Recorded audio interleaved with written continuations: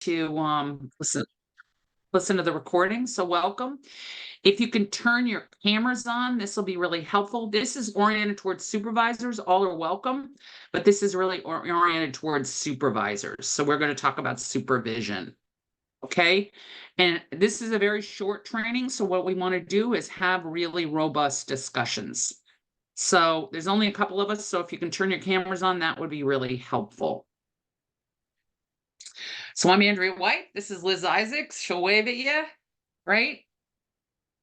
So turn your cameras on, put your name as you'd like to be addressed. I know most of your names, so I'm not worried about it. Just talk, please. This is only going to be as good as the discussion is. And if you can put in the chat your name, your agency, and how long you've been a supervisor, that would be a big help.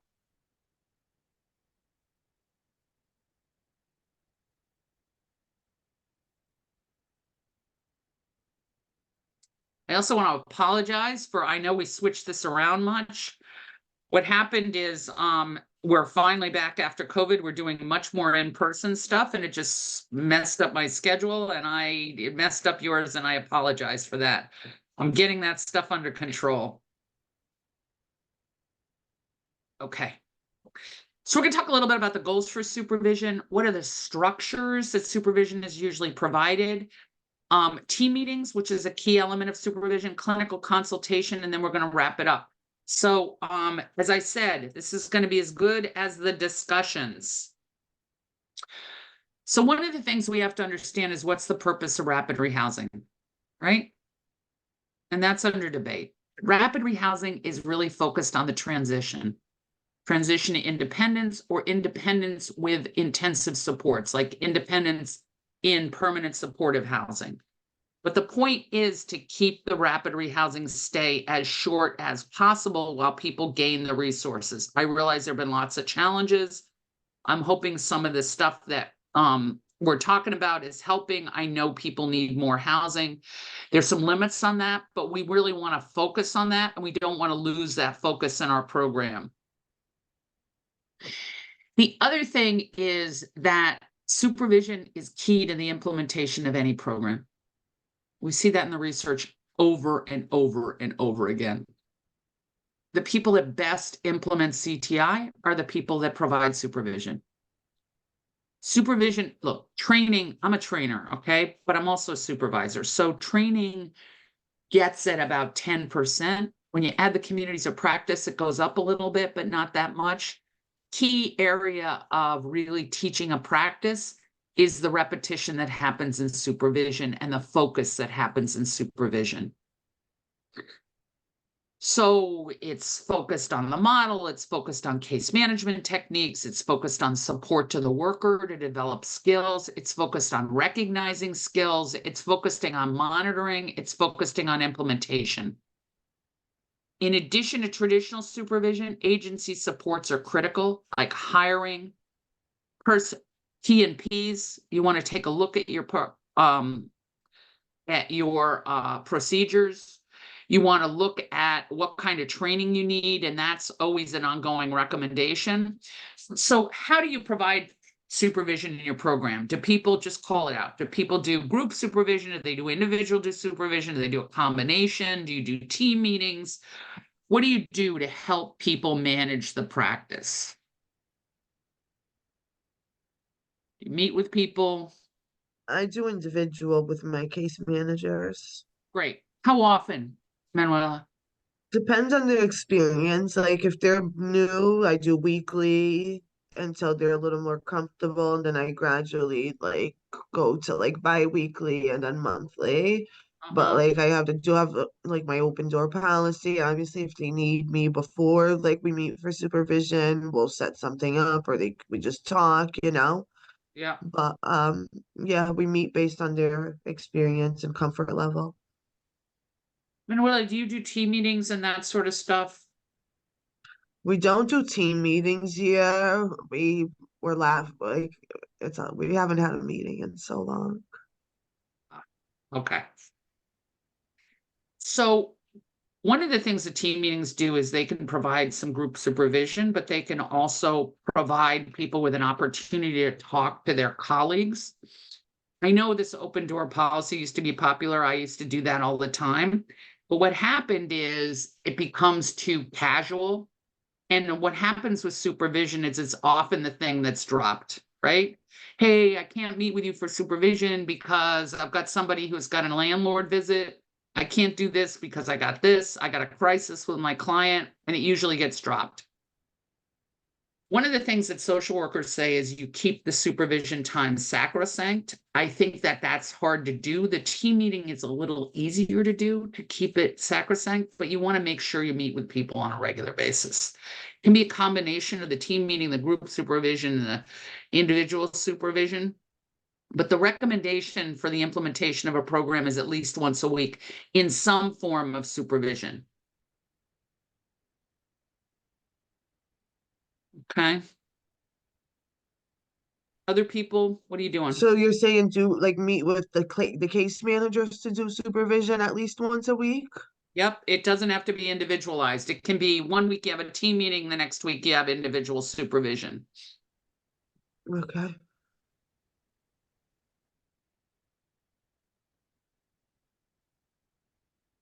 All right. Whoops. So let's talk about the purpose of supervision. So there's a guy named Alfred Kadushin who was a social work professor, and he wrote a lot about supervision, and he has a very simple strategy for supervision. It combines three components. One is educational, and you want to educate people on the structure, right? Even people that have been there for a long time, because grift is normal, right? So there've been a lot of problems accessing resources for people and getting people out of rapid rehousing on time. And what happens is rapid rehousing becomes a 2-year program, right?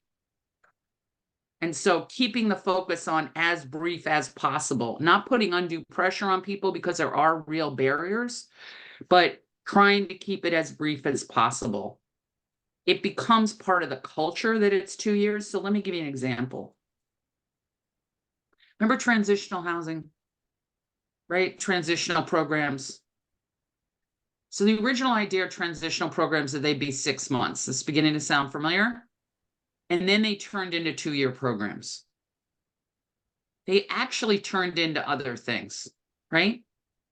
And what they found is that transitional programs did not affect people's ability to maintain housing long term. There was no difference between if people came directly from a shelter and people went in a transitional program, and transitional programs were expensive.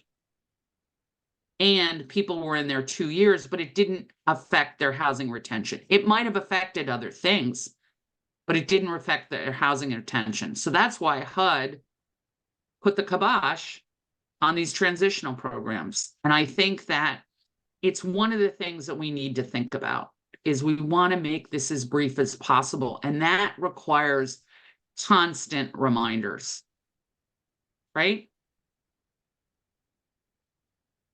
It also requires, remember we talked about housing problem solving? That's one of the things that we want to figure out. Like if this isn't working, what else will work? And integrating housing problem solving, do people remember that? Integrating housing problem solving is going to be critical. So the only way to do that is supervision. Great. Okay. Monthly team, weekly. Yeah. Okay. Great. Well, Sean, you got a lot of supervision experience. So does Allison. Yeah, that's great. Yeah. Okay. Okay. So that's the educational part, right? Then there's the administrative part, which is oversight, and there's some overlap there. We want to oversight the practice, and we want to oversight the design of the program, always evaluating if this is working, right? how people are managing their caseload, if they're seeing people often enough, if people are making progress. We want to really use that oversight capability. And that's something that supervision is really helpful for. And that can be done in team in a nice way and an individual also in a nice way. And then there's the supportive part. And one of the things that strikes me about Connecticut is your turnover is really high. And you guys are having a really hard time hiring staff. And one of the things is particularly the supportive part of supervision has been seen to retain staff. So it's helping people identify their own skills. It's oftentimes a conversation about where they want to go with their career, what they're good at, right? It also helps people get perspective. And it's very easy to lose perspective in the kind of work we do because it's so close in, right? So it gathers information to support the program and the workers within the system as well. So part of that supportive part is supervisors taking on some of this pushing for resources thing, right? And developing patterns within your own practice to advocate for those resources. So those are the basic 3 components of supervision as applied to rapid rehousing. What do you think of that? That makes sense to people? Does it help? Okay. Don't all talk at once. Okay. All right, let's do this. So supervision strategies, we talked about this. Individual supervision, people do it at least once a month. That's great, right? You want to give people an opportunity to talk about and work on their skills, right? Sometimes people are reluctant to talk about stuff that they're struggling with in a big group. This is a good opportunity to do that. This is also a good opportunity to point out patterns in their practice and make some corrections. So let me give you an example. I was just doing a training actually on CTI for a group, and it became clear in the group that where the case managers went is immediate problem solving, right? Not problem solving with the clients. The clients would present a problem, and they would go to solutions right away, right? So think about it. What's the problem with that?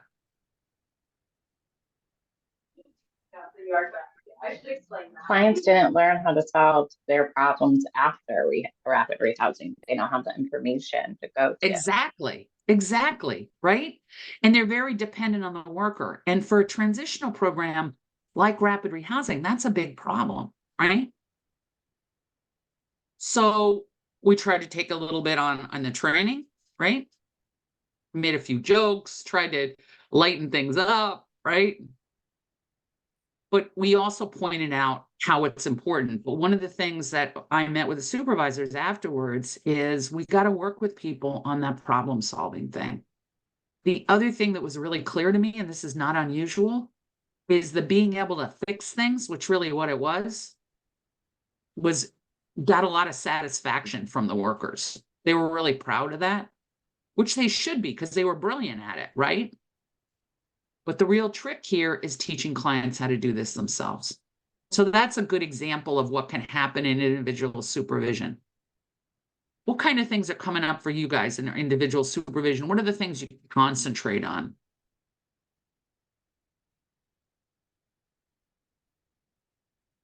Concentrate on oversight. Talk to people about where people are in the process. Barriers. Yeah. Barriers. I Yeah. think as a supervisor, I focus on all of them.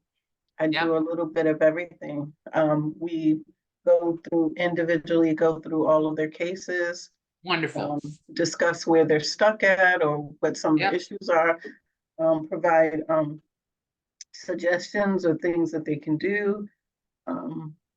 I have a piece of all of my supervisions at the end is for them to identify a rosebud or a thorn so that they can say the rose is where they are growing, the rose is where they're blossoming and blooming.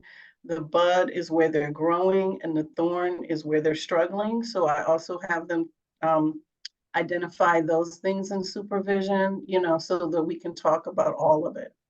It's a great visual. So, LaShawn, talk a little bit about how you help people identify these rosebuds and what they're really good at. That's a really critical part of supervision. I don't know about you guys, but when I was first a supervisor, all I focused on was what was wrong, right? Because I was so worried about it. And that the wanting to fix things, I have a lot of that myself, right? So I had to get control of that.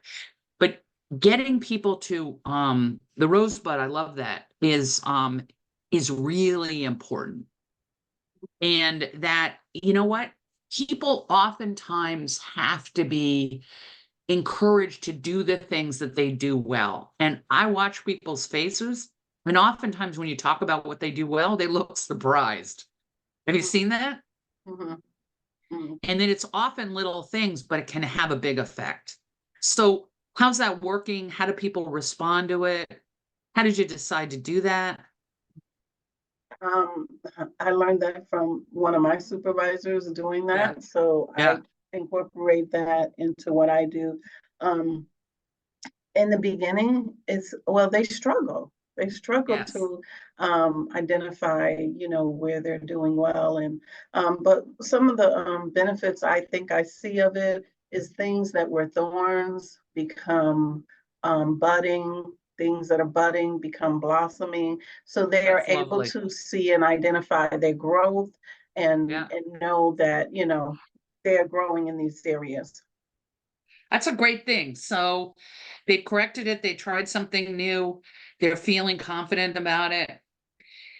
You know what else is that it increases people's feelings of competence.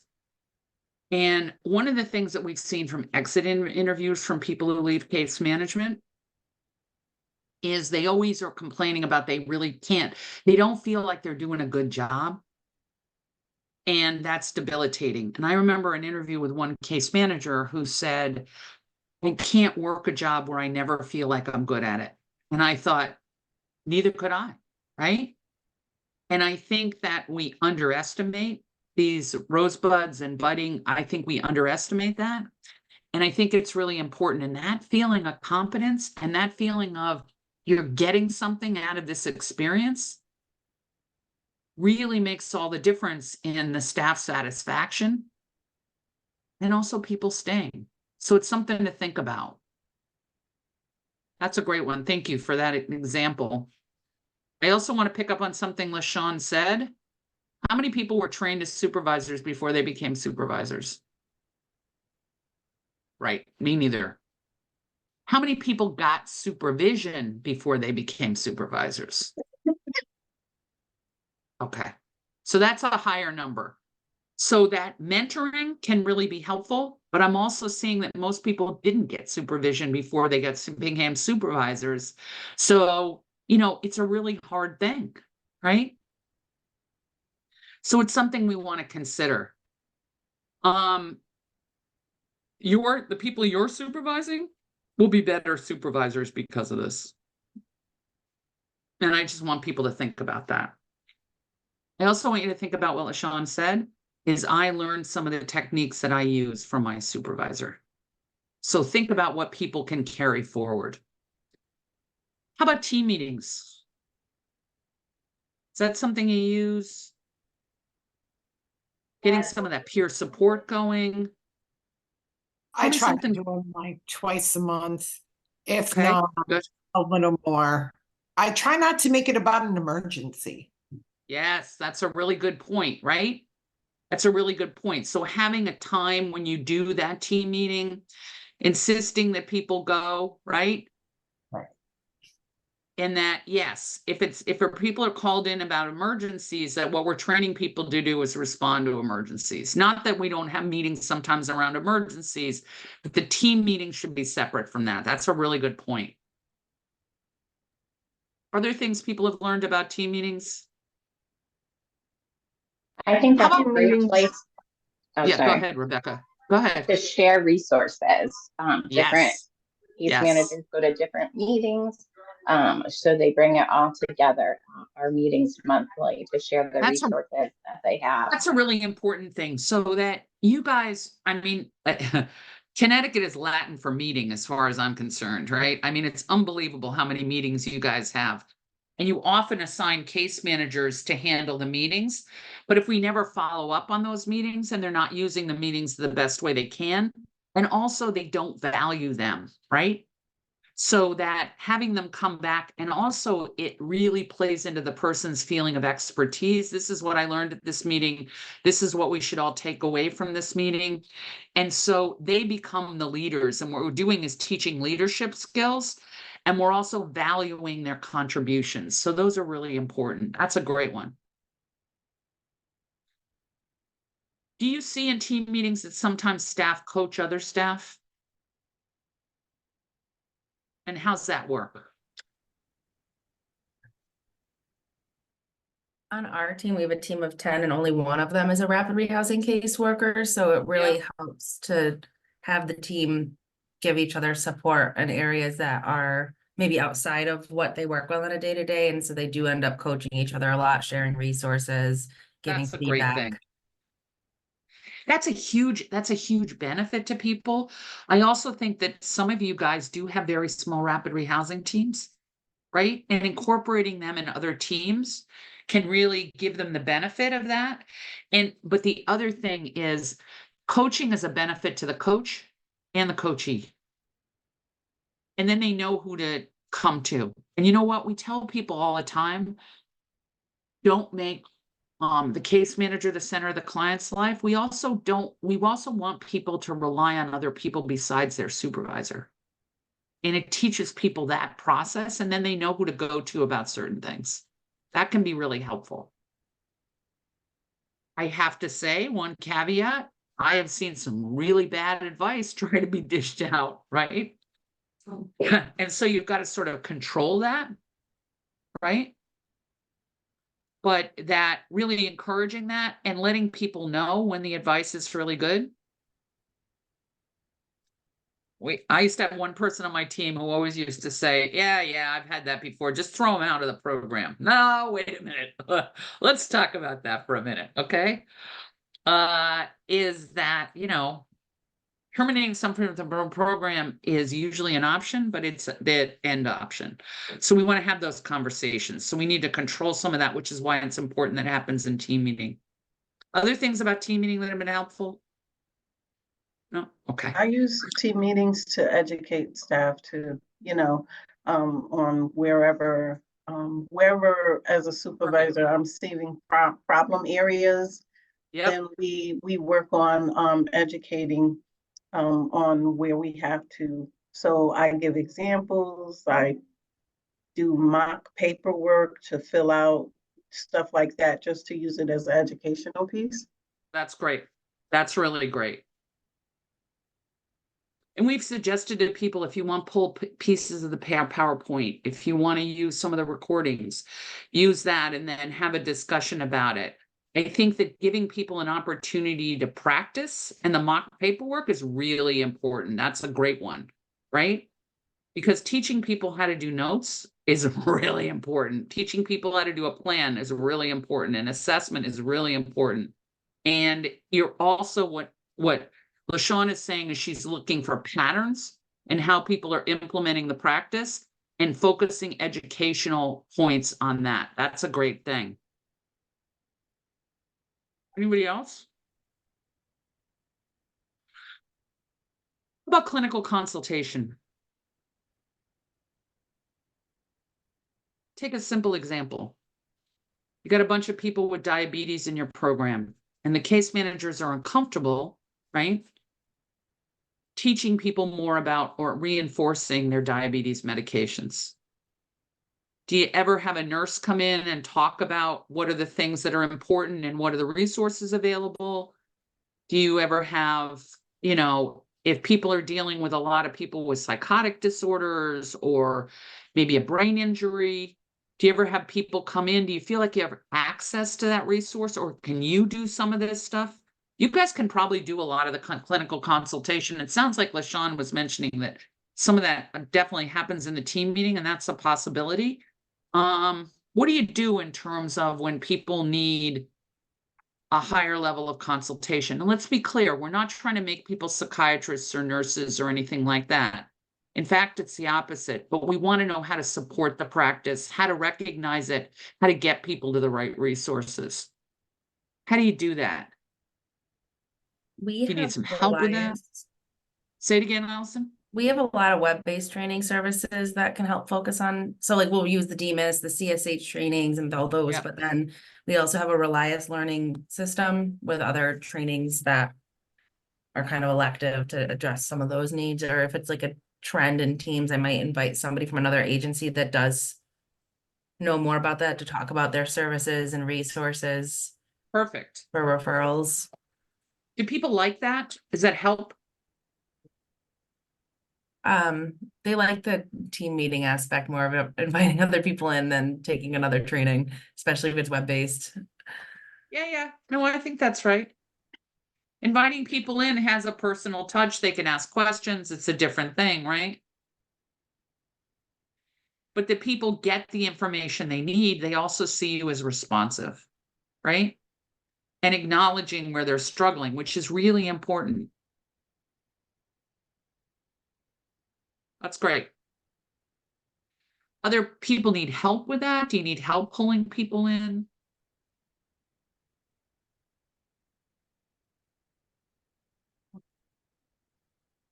Okay, so DMIS has made themselves available to do some of this stuff. DOH has made themselves available to do some of this stuff. They can help you make those connections. And that was part of, that was part of the resource guides that we've been putting together to help people. I know they're not completely comprehensive, but it's a start, right? And that that can be really helpful.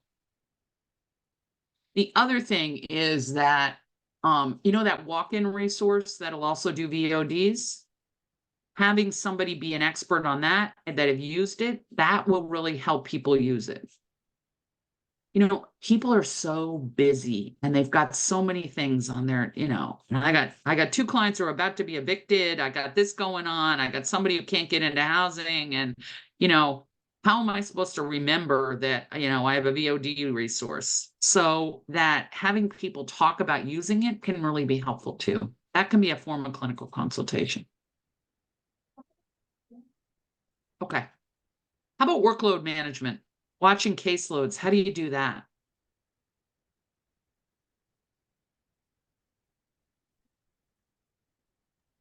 Maybe review the case notes in HMIS is a start. Yep, that's a start. But also looking at how people what their workload looks like, right? So if we're expecting certain things from people, they've got to have time to do it. And I realize caseloads are a big deal right now. And also most people are understaffed, so the caseloads are higher. So it may mean, readjusting your expectations, getting some extra help for people, that sort of thing. I know that some supervisors are carrying caseloads, which makes me worried, right? So that, it is helping people to do their jobs. I want to say that funders have always been reluctant to set certain caseloads. It's one of the reasons why I rely on CTI so much, because SAMHSA actually let us do this caseload weighting and the caseload management. So it gives people enough time. It also makes the argument for more staff. But watching this sort of stuff, and I mean, I hear all the time because people are out, people have 30 people on their caseload. And they've also got one person who, really needs to connect to an employment program, but they can't make that connection, or connect to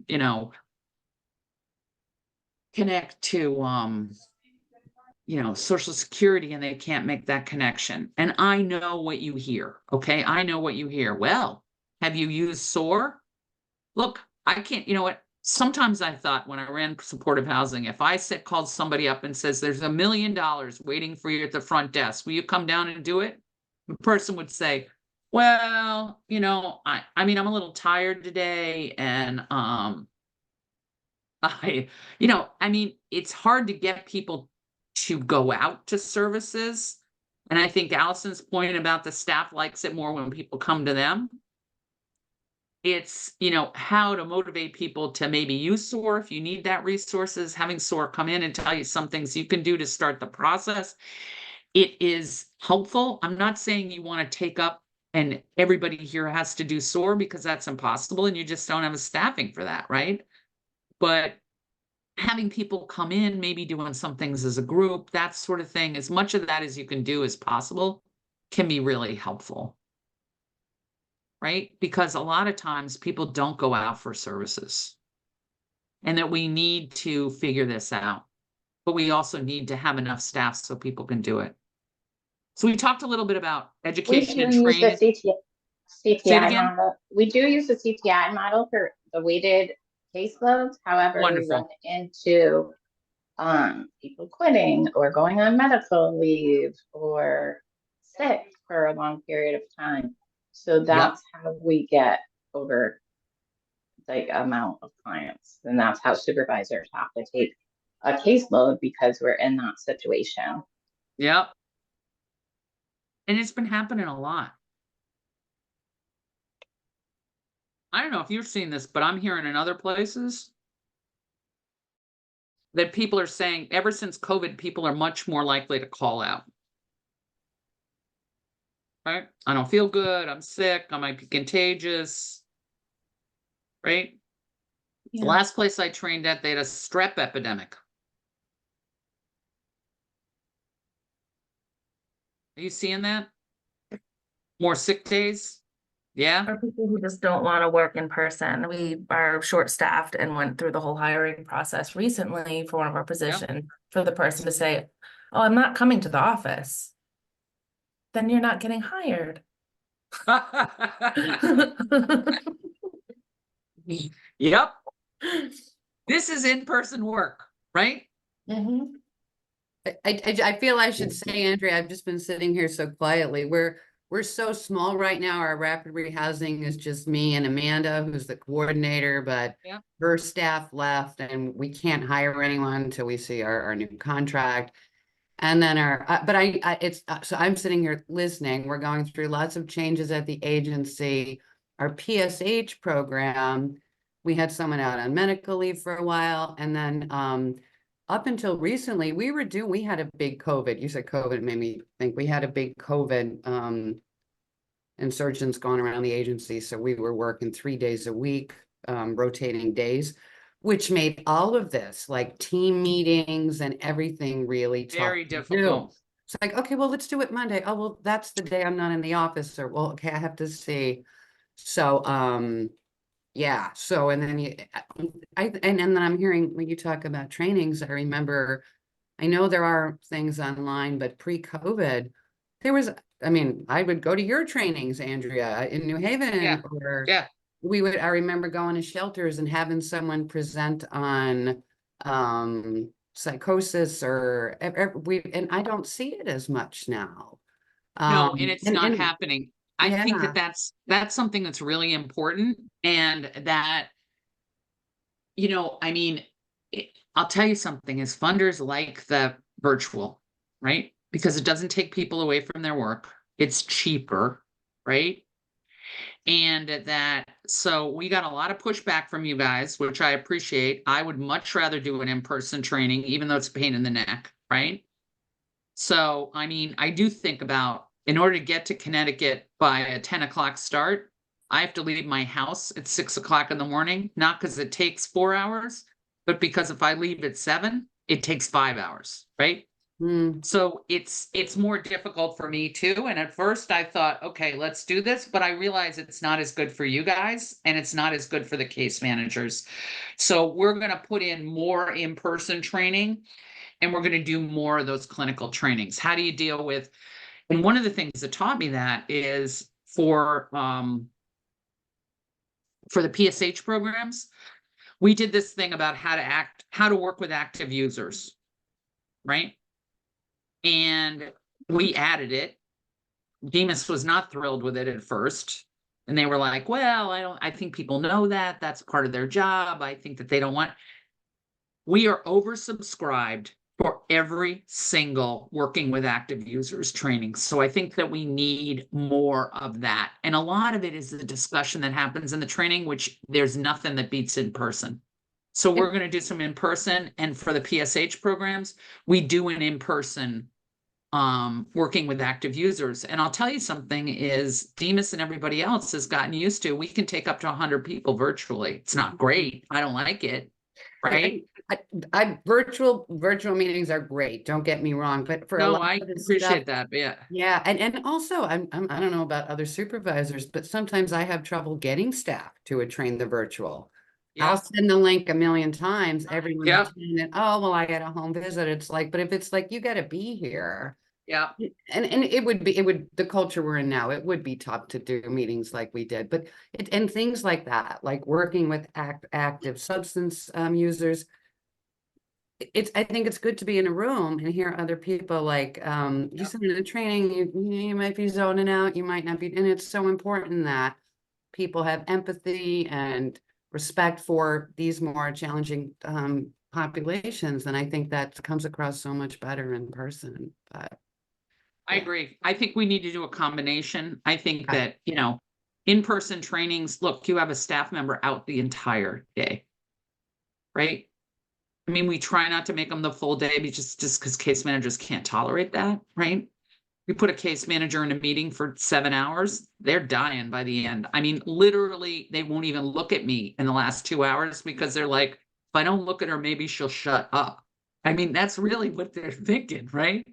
Because they just can't tolerate it because they're so used to doing so many different things, right? And I can usually keep people pretty involved, but I do have people falling asleep at the training just because they never sit down, right? So that it's something, so we shorten them, right? But even if they're a 4-hour training, people are out the entire day because they got to get there. They got to plan it, right? They got to explain to people at the office when they'll be back. And I am not a big fan of, if your regular time is 8 to 4 and you're working from, the training is from 10 to 2:30. I mean, having people go back to the office just seems cruel, right? So that, figuring out another way to do that, like maybe they can work on paperwork before they leave in the morning or something like that, like from home, but they're out for the entire day. So we got to balance that. We're going to probably give people, probably this group, we're probably going to give you the option. These are the trainings, let's prioritize them. Which ones do you want? We have heard that people want more sort of clinical trainings. That's great. And the other part of this is whether they should be in person or virtual. And you know what? Frankly, with Demas, we're doing both. So active users, I do in person, and I also do virtual. We had 150 people register for both of them, right? So that's the thing. I will also say that, Kim, your point about people showing up for the trainings and something else comes up, we see that too. We got about 30% no-shows on virtual. And here's the other thing, 20% no-shows, which is much higher than our in-person trainings before. 20% on in-person. So the problem is 20% even now, Andrea? No shows. Yep. Really? Yep. Wow. Yep. Crappy. So we're going to follow up. What we're going to do is, and I apologize for this, but it's the only way we can think about. We talked to people about, you're preventing other people from registering for this training. Even if you find out the morning before, please let us know. We can let people know at the last minute if they can come into the training. I have tried to oversubscribe trainings, but the problem is a lot of these rooms have capacity limits. And we usually go up to the capacity limits. So you can't fire regulators. You can't put more than people in the room. So it's a big thing. So now what we've decided to do is, Demas used to, when they did those things in the Kosalova room, by the way, I hate the Kosalova room. If I can avoid it, we're never going to go back there. It's always too cold or too hot, right? The acoustics are horrible. It's uncomfortable, right? So that we're going to the place like a New Haven and, maybe Hartford and do things in different parts of the states. I mean, I realize Middletown is the middle of the state, so it's, equal distance for people in other parts of the state, but it's uncomfortable and people hate going there. And the lunch options. So one of the things that we are going to do is let supervisors know when people don't show up for the meetings, which puts more burden on you, which I've been really reluctant to do, right? And I tried everything. I stood on my head. I said, please, you're keeping other people out of it. Just let us know.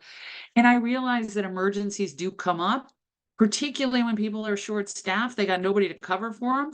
But we cannot do these trainings if we have 20%, particularly the in-person.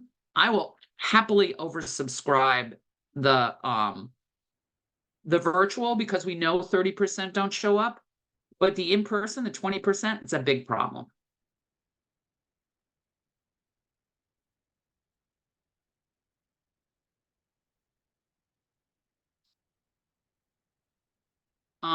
So that's important. One of the things that the sponsors of this training, DOH has not asked for it yet, but DEMAS asked for it, is a list of the agencies that attend the trainings, and they're comparing them with monitoring notes. They want to know if it's making a difference. And I'm here to tell you, and I've told DEMAS this, I am not sure it's the trainings themselves. It's the agency's commitment to training that makes a big difference. People who show up regularly for the trainings tend to be the ones with the best monitoring. And I would not say it's directly related to the content of the training. I think it's directly related to the fact that the agency prioritizes training, which happens in all different places. So it's something to consider. Does that make sense? I mean, are you guys like sick of this? If they call you and say, okay, these person have had 1 no-show or 2 no-shows with no call. I'd want to know, and it also makes me aware. I've probably done it. I'm sure I've done it myself, signed up for things. Of course, This everybody's came done it. up, so it's a reminder to myself to do that as well. Yeah. Yeah, we're not suggesting you be the hammer and tell people, but you're in big trouble. But I will say that I did talk to one supervisor, and there was a chronic person who kept not showing up for the training, and they had no idea, and the person wasn't at work during the training. Oh, that made me think, okay, we need to tell the supervisors. I think that's very unusual. I think your staff is generally doing it because they have something come up at work. But that's the other one that, like, would I want to know that as a supervisor? God, yes, right? So we're going to start doing that. But as I said, DOH has not asked for it, right? DEMAS has asked for it. So let's see how it goes. But please, if you guys are interested in those DEMAS trainings, feel free to go, including the in-person. I'm a little worried about using that airplane system where we oversubscribe, but we may have to do it because the 20% is pretty consistent. How about a big part of supervisors is advocating for people with a system and advocating for looking for patterns and advocating for people with resources. Some resources are just not responsive. And I have a real thing about this is they're being paid to provide these services. And if you provide it for them, which you guys usually end up doing, then somebody's being paid not to do anything. The other thing that makes me crazy, by the way, is I hear this all the time in training. Well, I can't get in to get an appointment for 2 months because they're really understaffed, or they've closed their intake because they're really understaffed. Okay. Do you guys have that option? No. The other thing is these services are paid for in the service of the people we serve, right? We cannot cut other people a break because it's ultimately not our decision. If people need those services, they should get those services. And if people take the money, they need to figure out how to provide those services. It can't just be dumped on the home. I can get on a soapbox about how much is dumped on homeless programs. It's like, okay, you'll handle everything. But that is not right. And I am looking for people to let Demas know if these particular, or let the funders know if these services aren't being delivered. Because you guys cannot stretch to that, right? I know that you as case managers are providing employment, right? You're providing psychiatric, you're providing substance abuse, you're providing all these services. And the truth is you're not being paid for them, right? And I'm using that as an example, meaning you don't have the staffing for that. You don't have the levels of staffing with the training for that, right? It's not fair to the people we serve. So that one of the things is supervisors should negotiate, and we want to try, we want you to try with these services, but if it's really not doing it, we're asking supervisors to let the funders know. You're paying for this service and it's not being delivered. They may have a lot of reasons, but we can't do that. I mean, the problem is the homeless services tend to be largely focused on basic needs, housing, food, money, those sorts of things. And if we don't provide the services, it's a big problem. So we tend to stretch, right? People tend to work longer hours. They tend to do stuff at home. They tend to do all that stuff. Supervisors oftentimes have many jobs. You're picking up caseloads. Okay. But other people who are being paid for these services should provide these services. And if they're not fitting what your clients need, for instance, I think employment programs should come to your program. We need to ask for those things. How do you feel about that? I can support that. And we've set it up, like the fact that you couldn't get VODs done made me absolutely crazy. And the fact that they have a system, do I know if the system works? No, and we are asking you to try it, right? But they have a system and they have a list of people who will do the VODs as a walk-in. You don't have to have an appointment, which is what you guys asked for, right? But let's see if we can do it. I mean, we have rapid rehousing programs that the executive director may have a license and they're getting them to write the VODs. That's crazy. It's also nice. I like that, right? But it's also crazy. So part of the supervisor's job is really advocating for those resources. Do you guys feel comfortable doing that? Are there people in your agency who would do that? Can you bump it up? It's an uncomfortable thing holding other agencies responsible. No joke. Do you feel like you're at the right level to do that? Are there people in your agency who can help you with that? That sort of thing. Everybody's looking at me. Is this something you do? No, you can't cut everybody a break, right? Which makes you a great person, but it also makes you crazy. I don't know that I think I mean, I could do it, but I don't know that I've ever thought about it. I'm just like, oh, well, this agency, they do this, or it's Right. kind of a new challenge. Like, I could address this. Like, you're supposed to provide this. Why can't we get anyone out here? Or you're supposed to have these, programs, but I haven't seen any up in months, or I never even, because we're all part of the same can, and I never even thought to be like, so that's a tool, a tactful, gentle tool that could be used. Yeah. Yeah. And sometimes it's going to be a hammer. Sometimes you're going to call whoever funds them and say, we can't get this service.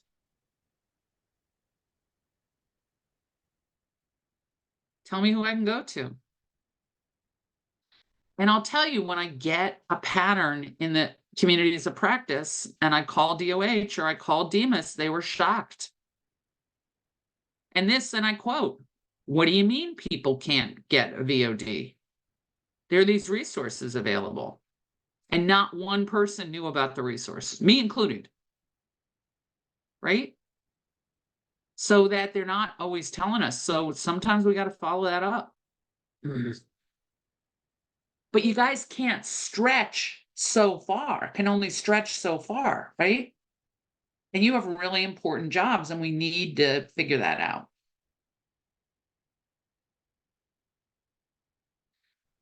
Okay, program design, modification, that sort of things, advocating for that. Big part of the job. Based on your experience, you're the experts. Policies and procedures. So this is my impression from talking to you guys. You tell me if I'm wrong.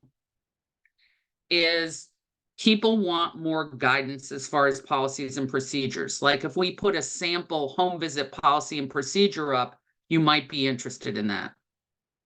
That, you know, first of all, everybody hates writing policies and procedures. Me too, right? See, Liz, she's looking kind of sick because I'm going to get her help to do this, right? So that I hate writing policies and procedures. And oftentimes when I was a supervisor, I didn't have time to write policies and procedures. So that people have asked for, and this is something you can ask for us, because let's face it, we're being paid to provide this service, and we can do things that support the program. So would that be helpful? And are there areas in policies and procedures where you want some help, but you guys are still going to have to negotiate it with your agency? Does that make more sense? I mean, we talk about policies and procedures all the time. Allison's laughing. She's like, I don't want to write policies and procedures. Yeah, we were just tasked with doing a whole operation standards manual. So if you could take part of that on, that'd be great. So we can give you samples. They're not going to be specific to your program, right? We can absolutely give you samples. And there is an operations guide that's on the BOSS website. For these, we can probably take some stuff in there, but you need some specific things. Like people need more guidance around home visits, right? So let's put that there, right? And creating the expectation. I think something that would be helpful for guidance too, not just home visits, but the balance between being the person that pays, that negotiates the rent payment with the client and being the caseworker, like some sort of a guide around that. Yeah. So I have a big problem with that, by the way. Yeah. So I'm ready to push on this. Okay. So let me tell you where I'm coming from. And this is actually, a lot of this came from New Reach. New Reach identified that the case manager negotiating the rent payment incentivizes clients to focus on the rent payment and not the case management tasks. And if you look at all the research in permanent supportive housing, there has to be a functional separation between property management or landlords, which includes negotiation and subsidy payments and case management just for that very reason. Why wouldn't that apply? My feeling is that negotiating the rent payment should be done centrally, and I will tell you who does it, is that the rapid rehousing program for victims of domestic violence, they separate out those roles. It is not without blips, right? However, it's done by a separate entity and it's done centrally. The case manager can make recommendations, but it's not the case manager's job to decide it. So the case manager can help people advocate for themselves. But you can't teach people to advocate for themselves, right? If you're the one who's doing it. But the other thing is, I mean, I know a lot more about my clients than I should know to decide a rent, right? So I would err in the way of giving them a break every single time, which I don't think is a bad thing. But I also think that it doesn't create a structure that people understand, right? Because it becomes very individualized because of the role of case managers. So I think it's a bad system that case managers do the rent. And you guys can disagree with me. Timothy, you want to say something? Yeah, I Do don't you see a agree? raise hand button, but I heard it is a term before called like incidental learning. So I'll try to explain it and maybe you'll realize what the Sure. term is. When if I go advocate for a client at the doctor's office and I see that they're not at the level to do it, possibly from them watching me, the next time they can do it for themselves. Yes, absolutely. That's a big part of skill building. And I think that we can do that. But if we're the ones that decide their rent payment, Oh yeah. what their job is to get the lowest rent payment possible, right? That's what I would do. Is that what you would do? Of Right? course. So you negotiate in different ways. You're also selective in what you tell the person who's deciding your rent payments, right? I would be selective. So one of the things that New Reach identified in the CTI pilot was people were reluctant to tell you when they were doing well because they were afraid their rent was going to go up. And you know what? It would go up. So this is crazy. So as far as we got is we pushed this a little bit and they made the rent payment calculation every 3 months. Right? But you know what? It's still the thing the case manager does it. I think that's a big issue. I don't know. I'm not going to keep pushing unless you guys think it's a big issue. Would you like something centrally? Would you like somebody else to be in charge of that? LaShawn's not sure. What do you think? What To do be you in mean by charge of done what? centrally? Is that rent calculations are done basically the way that the housing authority does the rent calculations is there's a central person that does the rent calculations and that there are rules around it. This can be disregarded, this can be disregarded, this can't be disregarded. This is how you calculate the rent. And there's a formula that is equal. And then we can teach people how to advocate for themselves within the formula, right? But if it's decided on a basis of a 1-to-1 with your case manager, right? That's the thing. I think that I don't know. When I used to do the program, like when I started years ago, I changed it around and and I still do this with the case managers. I base the client's rent portion off of what their rent amount is. So like I increased it monthly based Okay. on the client's rent, not their income. Huh. Like let's say the client's rent is 1,500, right? So I'll tell Yeah. them, oh, we're going to pay for your security deposit and your first month's rent. And then beginning with the second month, you're responsible to start paying. So for the second month, you're going to pay 150. The third month, you're going to pay 300. The fourth Right. month, and I Right. increase Okay. it like that, you know? So that's What if they different don't than have income though? Well, it's all a case by case, you know? So it's different, you know? They have to be trying, like they have to show proof that they're trying if they don't have a job and they can work or that they're applying for disability, social security. But there's always that $50 minimum that we require them to pay regardless if they have income or not. is a $50 minimum. Yeah, we make everyone pay $50 regardless if they have income or not.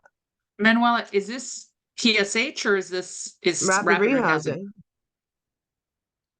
Okay, well, that's significantly different than other programs. Mm. So my impression was there was a rent formula.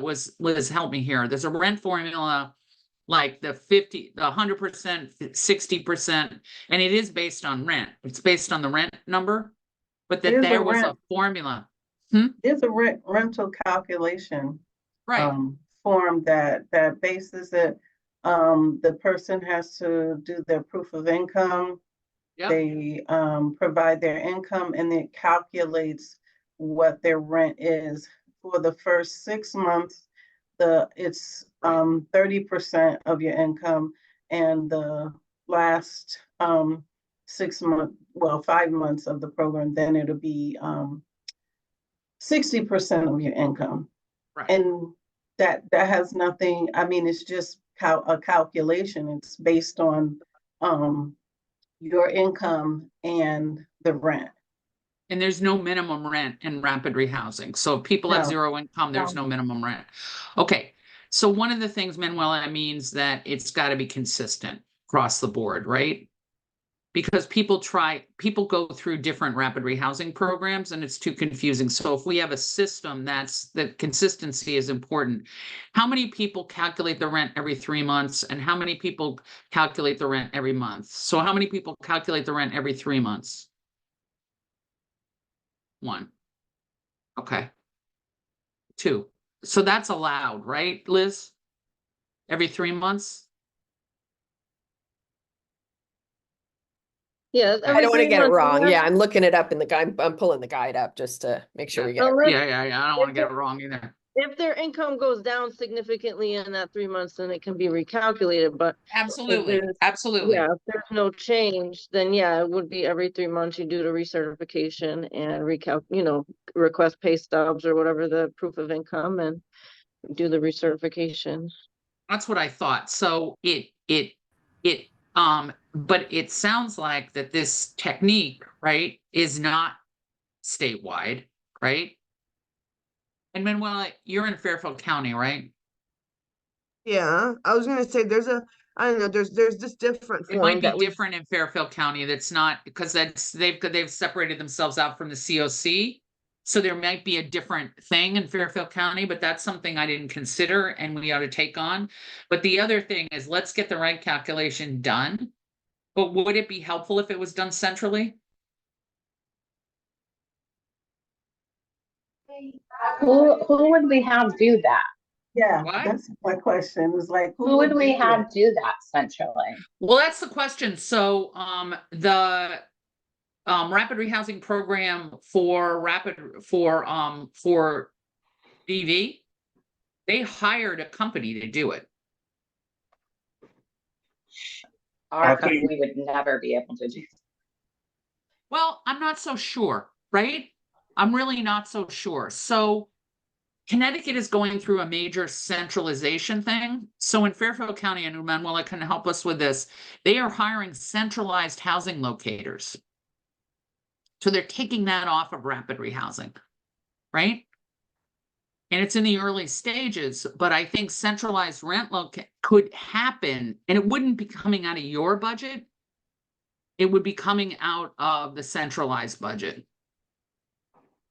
I'm not saying this is going to go through. What I'm saying is this something you want? I don't want to have the Yeah, conversation. I think that, yeah, I mean, I like the central location, the central locators and the rent. That takes off the case manager so much stress, a more intimate relationship with the client, that they're not going over money. We have talked about that before.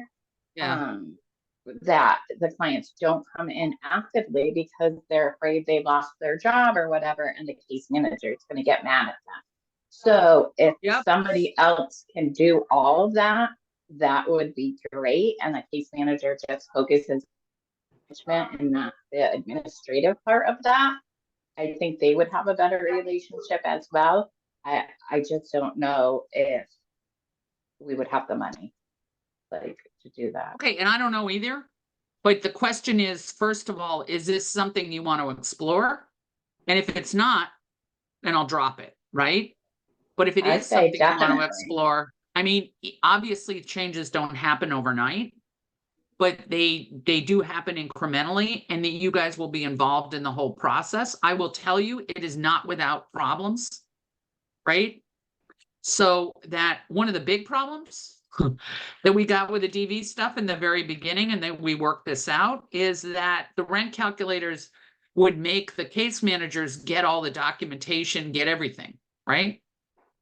And they were like, we might as well do the rent calculations ourselves. It's the same role. So we had to have that discussion, right? And they were in the process of working it out. So that some of it is, it might be having the DV programs come in and talk about the positives and negatives of doing it like this, right? It might be a bunch of different things, but those are things that we want to consider. And if this is something you want to explore, I'm happy to help this. I'm happy to do the back office stuff. Liz and I are happy to do the back office stuff, but Because God knows I'm not going to do all of it. But you know what? The other part of this is, let's make sure this is something that people are interested in. Debbie, Andrea, I think it takes away the person-centered approach that the case managers bring into it. You know, it's kind of a disconnect. Don't feel as strongly about that since you say that the case manager has to collect the documentation and give it to you guys. Well, not necessarily. It wouldn't be us. Let's be clear. We But were not central. volunteering for this job. It was centralized. But I'm not sure if the case manager has to collect the documentation. I think that's problematic because it blends the roles, right? And then I when the think case that- manager isn't, it's just kind of a disconnect. I'm seeing when I'm running it through my head right now. It's like DSS calling you or Department of Labor calling you and asking you, how much did you make this month? You're gonna, like you said earlier, try to tell them the least amount possible. But that's okay. I think people will tell you the least amount possible regardless. And I think that there's advantages for the case manager knowing there's going to be tricky things because you know they're working off the books. And you know they're not telling people that. Exactly. How are you going to spin that? Yeah. I mean, I think that there are problems with it that have to be worked out. But I think in order to start the conversation, I'm not a quick fix person anymore. I used to be, but I'm not anymore. It never worked. So that it is start the conversation. What are the options? What are the positives and negatives? And explore those with you guys. And then get a system put in place. I think it has to be carefully considered. And I think the relationship with the clients does change, right? I guess I I also think think- that this is important for our clients to work with our case managers to work with clients on this income piece. Yep. Because, you know, one of the things that I'm constantly telling my workers is, you know, this is a time-sensitive program. Yep. Always be discussing with this client what their plan is to remain stable after we are gone. And so if it is an income issue, that is like, okay, what are you doing to look for a job? I mean, we're always focused on income. If you take the income piece out, then there is no focus on it. And there is no constant reminder that we're not always going to be here to pay your rent, and your rent is going to go up and you're going to be responsible. I think that's important for case managers to continue the conversation about that. So you think it's part of the teaching process? I think that's, yeah. And I think that's what Timothy was saying too. I think that's a valid concern. And I think we ought to really think about that. And it may argue against the centralized thing, but I think we also ought to honor that people feel like they can work. Some people feel like they can work better on income when they're not, when it's centralized and they're working more like a subsidy situation, right? So permanent supportive housing is supposed to work on income, though they do it less than rapid rehousing because they have less pressure, right? But they also help people manage that rent calculation thing. I think you would still do that, but I'm not making the argument for it. Though it did strike me when people were thinking about it that I would have tried to jettison that part of my job if I was a case manager, right? So that I think that those are really important discussions. But is this something you want to explore? You want to talk about more? Do you want to talk about it internally as a supervisors meeting to like, what do we think the options are? But I think you guys make valid points in keeping that part. What do you want to do?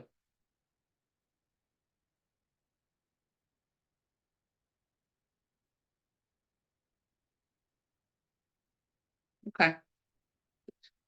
So let's think about it.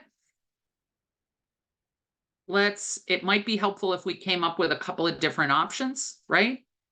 Based on the concerns in this meeting, we took a look at them, right? And then we had the discussion. Okay. How about oversight, documentation, practice? Everybody doesn't have the same documentation. LaShawn mentioned that she goes over documentation in team meetings, which is a great way to do it.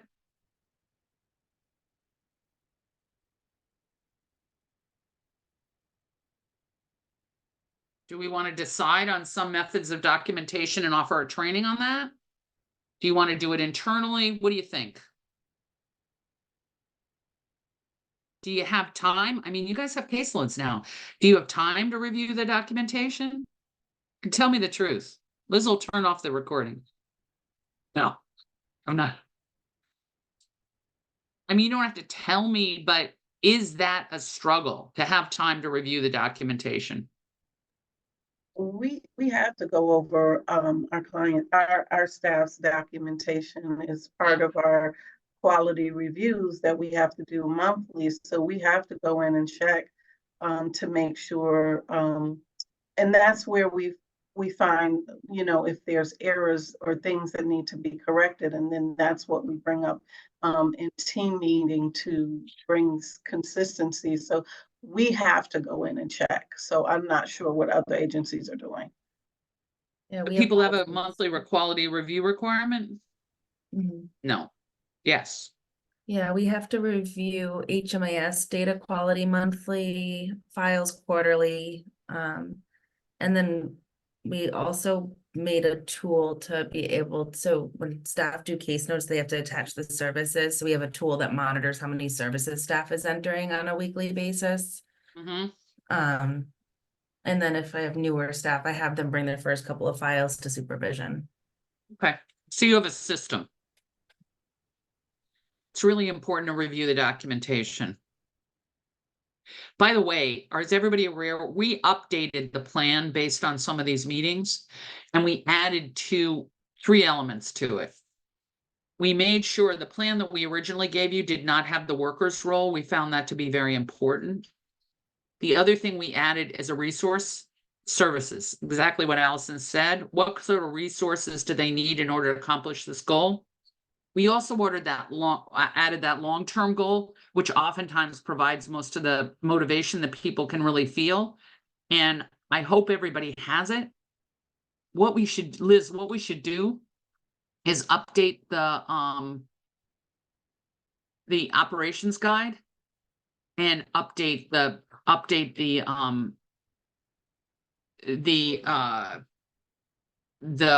plan. But if you guys, has everybody seen that new plan that's been updated? Okay. So what we're going to do is Liz is going to send it out to this group. So let's set a time frame, like 3 weeks or something. If you have comments on it, do the comments on it. And if people like it, we can add it. If people don't like it, then we can have a better conversation and do some more revisions on it. Does that make sense? It's made a big difference. Okay. We talked about identifying patterns in the practice. The other thing is communities of practice. You guys are going to have to eventually decide if those are helping, right? So we've got a new format based on what you recommended, which is a training and then a community of practice based on that subject. Let's see if that's working for people. I do hear that the trainings, like more clinical trainings, might be helpful. We'd really like to hear what you think, right? More in-person trainings might be helpful, or a combination of both, right? But if the communities of practice are helpful, let us know that. If you want more structure in the communities of practice, we added a bunch of structure, but if you want more, if you want less, let us know that, right? What's working for you and what's not, because this is worthless if you can't use it. Really, completely worthless. And I'm not a big thing about, wasting people's time, right? So we talked about people showing up, but maybe the reason 20% or 30% aren't showing up is because it's not helpful to them. So let's figure that out. But if it is helpful, let's get people to go. But if it's not helpful, let's change it. Right? The other thing that's been suggested is supervisors rotate running the community of practice for the whole thing. I know that's a big step. Maybe that's something people want. Maybe that's something people don't want. Right? I will tell you that if communities of practice were originally supposed to be based on case studies. So we got a case study outline. We sent it out to people. Not one person sent it back, right? Not one. People are nervous about that. So we get a lot of case studies as part of the conversation. And that's the way that I sort of decided to do it, but I didn't talk to you guys about that. And maybe we should go back to the original thing where we do base it on case studies, but tell me what's the most helpful. I do notice the difference when people give case examples and we really try to pull those out, people respond more. So, but I will tell you, giving people an outline and asking people to volunteer, forget it. That just never happened. So think about it, right? So the stuff I said about people being paid to do things and responding to you, that includes us as well, right? So be thinking about if you're getting what you need. Okay. So goals of supervision, making the services as high quality as possible. Achieving the program goals. LaShawn talked about that. People have a limited time. We want to remind them of the purpose of the program. We don't want this to slide into a 2-year program because we know that's not an effective way, because people start working on independence in the last 3 months. It's human nature. Support, resources for staff, complex needs, challenges posed by participants. That's something we always talk about in supervision. And I know you guys are talking about that because I hear it all the time in the communities of practice. And the development of staff skills. So the specific skills is what we've just been talking about. We're also talking about role definition and really, taking a look at the role definition and is this doable? All right. Individual supervision, the recommendation is weekly. Let me tell you why. Okay. I realize time is a constraint, right? One of the reasons they ask for individual or group supervision, you can't always do individual on a weekly basis. We realize that is weekly because one of the key roles of supervision is giving people perspective, right? In order to accomplish this work, we have to be pretty close in. You know what I mean by that?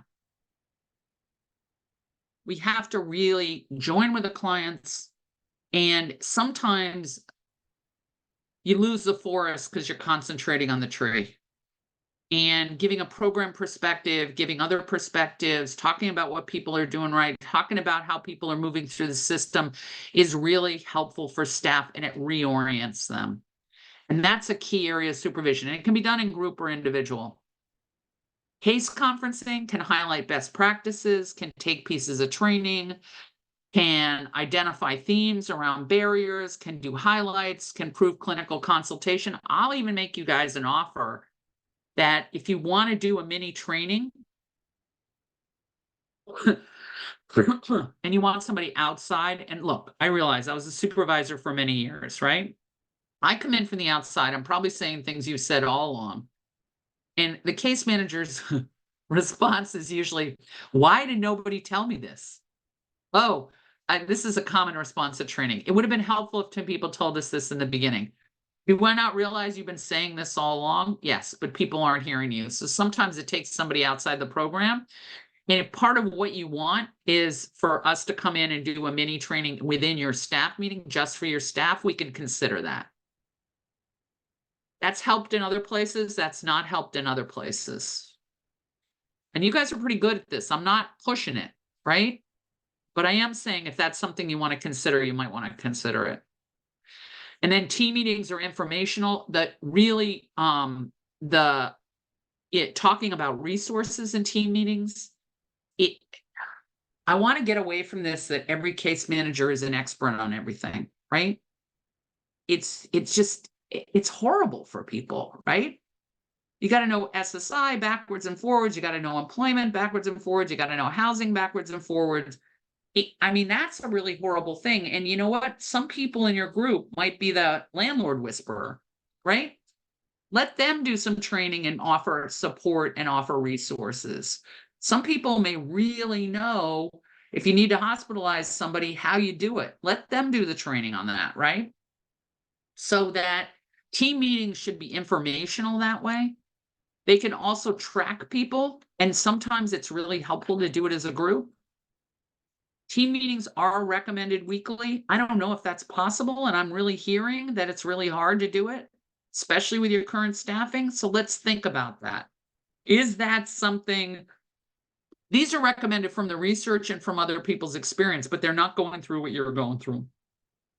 So let's make sure when we make these recommendations, like weekly supervision, that we're sure about this.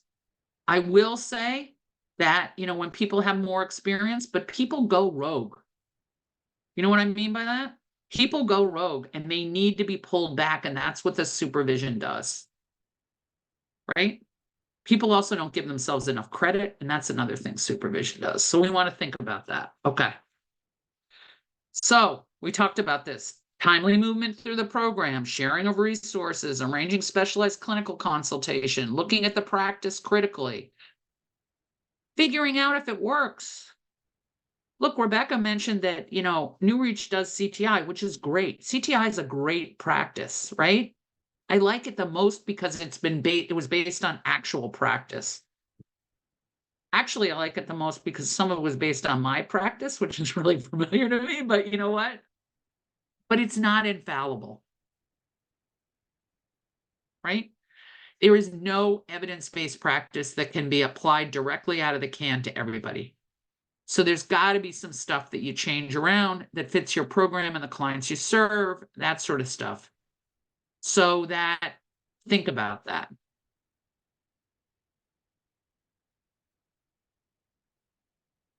All right. We can do this as one group or we can do this in small groups. What would be most helpful? What do you want to do?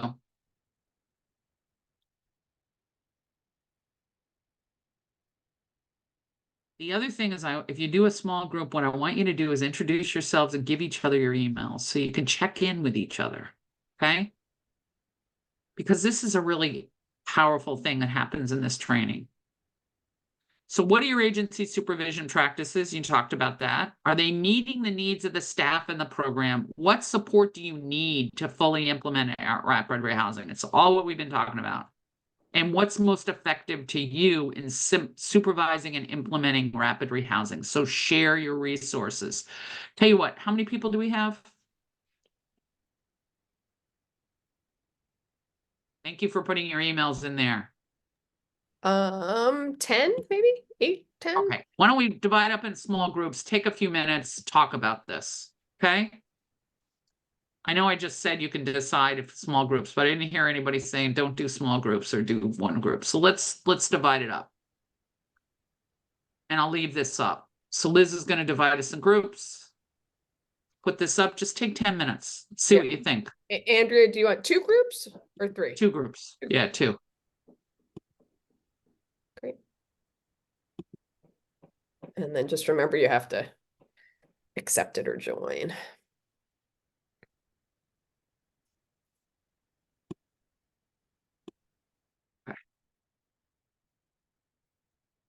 And this should Can you come up. read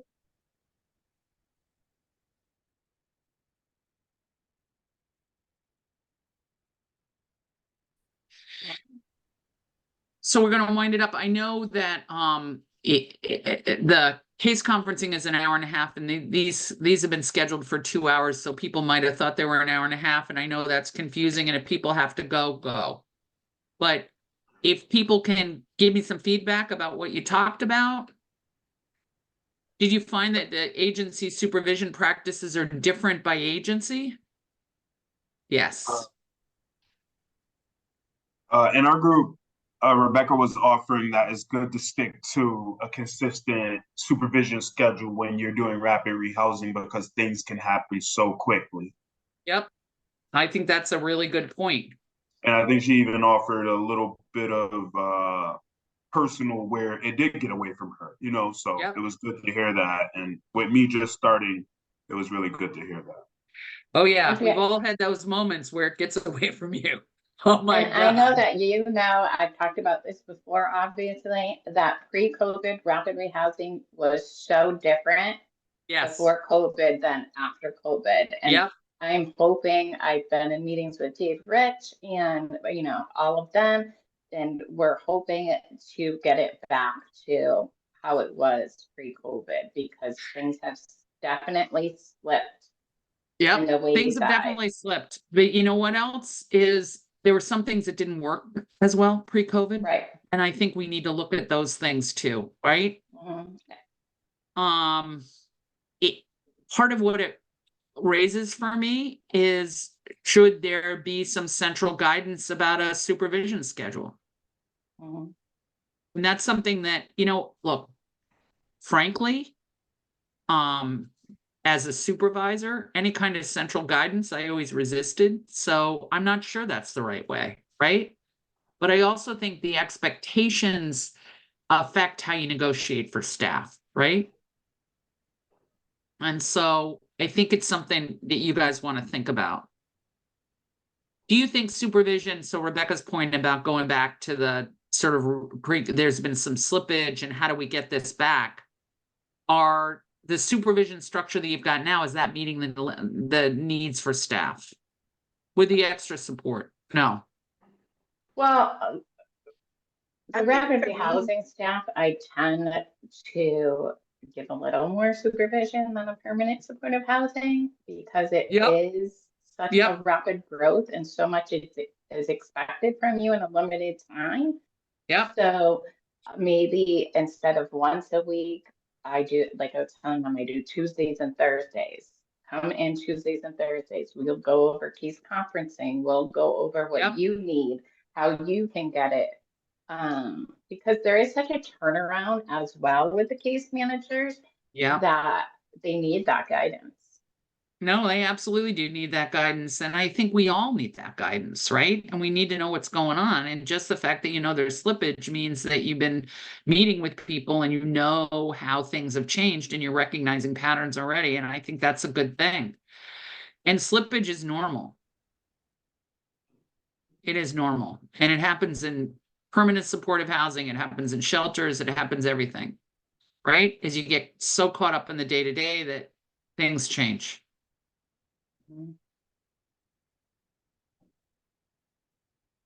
The other thing, and we just talked about the rapid rehousing, the support, but feel free to talk about that. But what's been most effective for you? So Rebecca was talking about having a regular schedule and really sticking to it, right?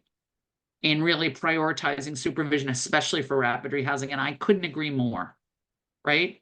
Because things change so quickly in rapid rehousing, you really want to really prioritize supervision. I think supervision is important in all programs, but I think that I liked LaShawn's idea about that quality assurance. I don't think that every program has that available to them, right? Or has that expectation. That's something you want to think about. Other things that have been effective: getting support for hiring staff, that sort of thing. I mean, I think these meetings my staff has had is good for them as well because they meet people from other areas and Yep. see what happens in their area, and Yep. they know that they're not alone and what challenge some of them think that they're the only ones with the same challenge. So meeting other case managers that have the same challenges really helps them as well. I think that's a good point. Yeah, it normalizes it, right? Yeah. All right. Thank you. Let's these are team meetings. These are some suggestions in team meetings. We've gone through a lot of this, right? Case reviews, we've gone through a lot of this. Clinical expertise. This is a form, it's actually pulled from CTI on group supervision. This can be helpful in organizing your supervision structure. I'm happy to put the form, send out the full form, but I figured you wanted to see it. And it is the workers' initials and the clients that you reviewed. It helps you make sure you're reviewing every client, briefly at least, and what you're talking about, right? It helps tracking. This is in no way is this form required. Think about this form in terms of this might be helpful in organizing the supervision structure. Has anybody used this form? Rebecca, you probably have in CTI, Yeah, maybe Manuela too. Yeah. Yeah. So I have to say, New Reach was the one with a robust supervision structure, right? And a heavy duty implementation, and this form really helped. Okay. So let's think about this. Supervision is a key to the process of fully implementing rapid rehousing. A lot of it lies on you. It provides assistance in 3 key areas: education, support, and monitoring, right? Supervision is responsible for engaging resources to support the practice. People need help with this. And then the tools and support, the resources are many, and we can talk about more supports. But this was the first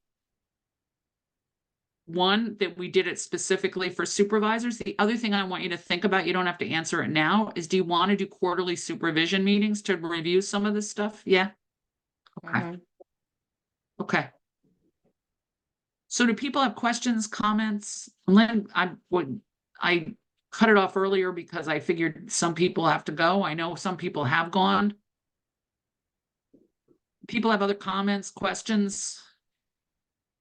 Look, y'all, we are not terribly sensitive. So if anything that we're doing is not working for you, I hope you will tell us. Okay? You've been really honest in these sessions and I really appreciate it, but do not worry about us, right? This is our job. This is what we're supposed to do. I mean, obviously we like you guys and we like meeting with you, but if it's not helping or if there's something else that would help more, I hope you will tell us. Right? And I also think that ask, though I ask it of case managers all the time, and some are more forthcoming than others, there are a lot of case managers that won't say it to us, but they'll say it to you.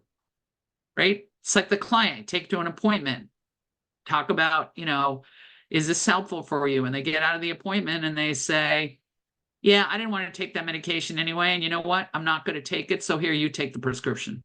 It's like, okay, you know what? We don't want that. So I'm sure they're saying, I hate going to those meetings. This is the reason why. So if there's problems with it, let us know. We're happy to try to fix it. The other part of this is sometimes I don't know how to fix it and I'm going to need some guidance. So I'll ask you. Right? Oftentimes. Okay. So we're going to close it up.